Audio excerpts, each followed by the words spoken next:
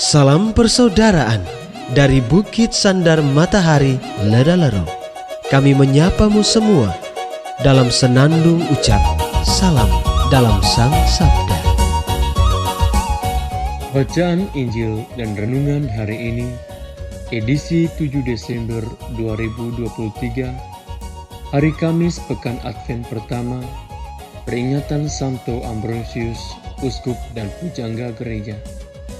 Disusun dan dibawakan oleh Frater Antoni Kakak SVD. Selamat mendengarkan.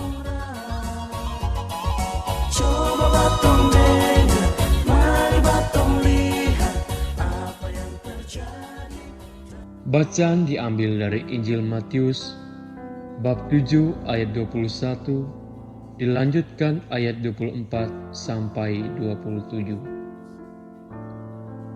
Pada satu ketika Yesus bersabda kepada murid-muridnya, "Bukan setiap orang yang berseru kepadaku, Tuhan, Tuhan, akan masuk kerajaan surga, melainkan dia yang melakukan kehendak Bapa-Ku di surga.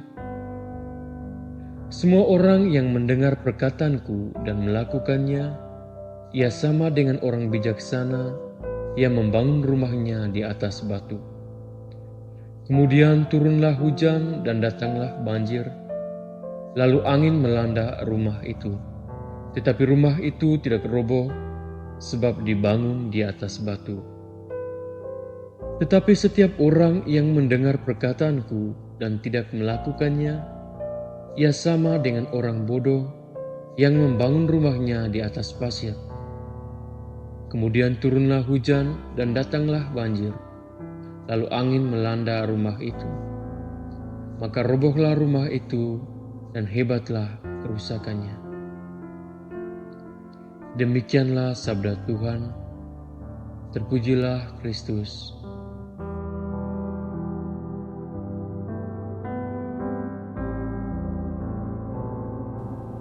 Saudara-saudari umat beriman yang terkasih, kita diundang oleh Tuhan dalam masa Advent, masa penantian ini, untuk membuka hati dan pikiran kita guna menerima kedatangan Sang Juru Selamat yang dijanjikan.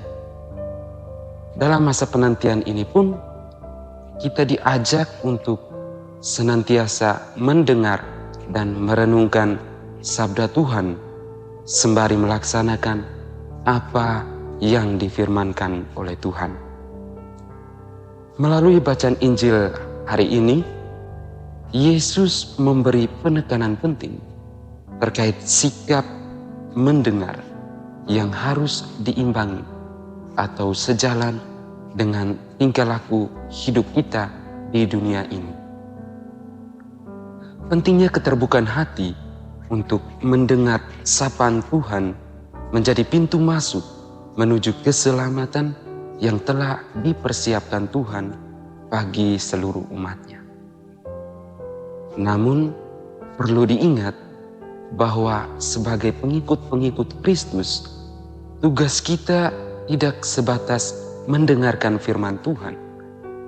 Tuhan mengharapkan agar melalui firman yang disampaikannya pada kita juga mampu melanjutkan karya pewartaan Tuhan itu dalam keseharian hidup kita sebagai bentuk kesaksian nyata di tengah dunia. Suami istri memberi kesaksian hidup yang baik untuk ditiru oleh anak-anak atau seorang imam, biarawan, biarawati, menjadi pewarta sabda Tuhan yang kreatif agar iman umat semakin diteguhkan. Atau anak-anak dan muda-mudi dapat menjadi saksi Kristus dengan tekun belajar dan setia mendengar nasihat-nasihat orang tua, serta masih banyak hal lain yang dapat kita lakukan untuk terus-menerus memberi kesaksian tentang iman akan Kristus sebagai bentuk nyata dari tugas pewartaan kita, orang-orang Kristen, para pengikut Kristus yang sejati. Hal ini penting untuk dilakukan dikarenakan Yesus sendiri melalui bacaan suci pada hari ini mengingatkan setiap orang yang mendengarkan perkataannya untuk melaksanakan juga apa yang difirmankan Tuhan itu di dalam keseharian hidupnya. Dengan demikian, pada saat kedatangan Tuhan, kita semua sungguh dipersiapkan untuk menerima kedatangannya yang dapat mempertanggungjawabkan iman kita di hadapannya.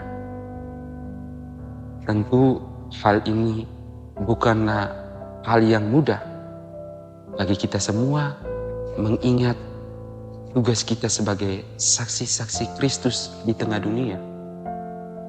Mendapat begitu banyak tantangan dan cobaan sebagaimana yang digambarkan dalam bacaan Injil pada hari ini. Namun keyakinan kita kepada Tuhan menjadi dasar yang kuat untuk bersaksi di tengah dunia.